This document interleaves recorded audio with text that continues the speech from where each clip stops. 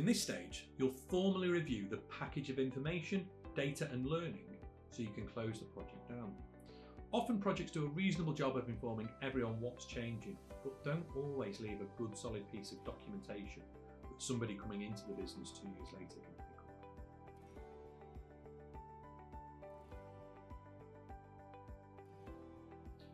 How it's done, aka the POEM method. We love a good acronym at Project Partners. POEM stands for Pinpoint, Obtain, Execute and Measure. And this is a simple way of transferring knowledge. Pinpoint. Some questions you might want to ask yourself at this stage of the process. Who are the go-to people in the organisation? Don't forget to refer to your trusty RACI at this point, it might help. What do only they know how to do? If they left tomorrow, would anyone else know what to do? When they're away on holiday, what piles up because only they know how to do it? What does the team rely on them for?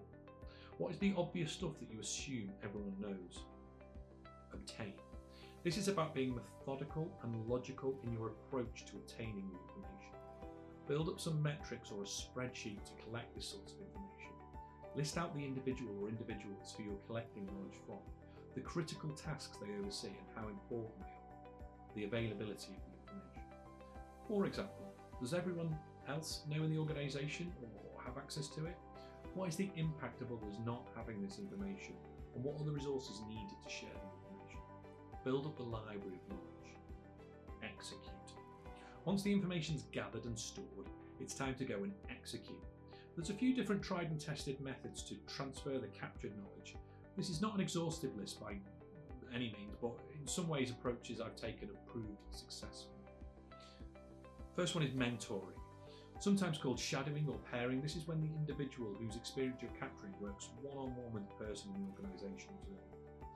They observe them going through the functions and activities of their role and learn the ins and outs. This is done over several weeks or months. Simulation. So this might be a bit grandiose for some projects, but can be useful if it's a reusable asset. You can consider recording training courses and including interactive elements such as video or quizzes to demonstrate and simulate specific job functions and tasks. There's lots of free or very cost-effective tools for doing things like this. You'd be surprised how easy it is to record a video and make things interactive, usually at little or no cost. As somebody once said, a picture paints 1,000 words, so a video probably paints even more. Centre of Excellence. Again, perhaps a bit of a grandiose title for some. Centres of Excellence generally cut across traditional organisational boundaries and include people who do not share the same job function but overlap in a particular area of interest. They're a kind of go-to group for knowledge in a particular area of expertise. Traditional documentation. In whatever written form, this is where we're trying to codify the knowledge so that someone can follow the steps without the knowledge to achieve the outcome. An idiot's guide, perhaps, something that somebody can come in fresh and read and understand. It can be tricky to write the document if you're the person with the knowledge, to not make assumptions, so be mindful of that, test it out on others. Training. Traditional classroom training where you explain and usually supported by written assessment materials is another way to do it. Measure. The final part of any knowledge transfer is the measurement step. It's only really been successful if the person to whom you are handing over the knowledge believe it's been successful. There's no point in just sharing all your knowledge and then walking off into the sunset.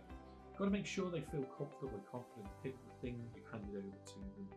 Here, you evaluate and measure the goals that you've set yourself at the beginning to identify any gaps that you've left. You can use surveys and tests as a way of measuring whether you want to capture the knowledge of outgoing temporary resources or you need to speed up, ramp up time for new hires. In new roles, you'll need to identify whose knowledge you're capturing, what knowledge you need. You need to share the knowledge and measure the results against some predefined goals. Put simply, plan your knowledge transfer and agree up front your success criteria.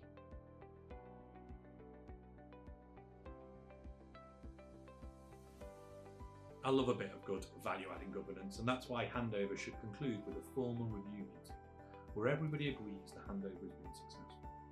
Dust off your RACI and make sure that everyone's been included. Also, make sure your handover is fully documented, evidenced and stored safely.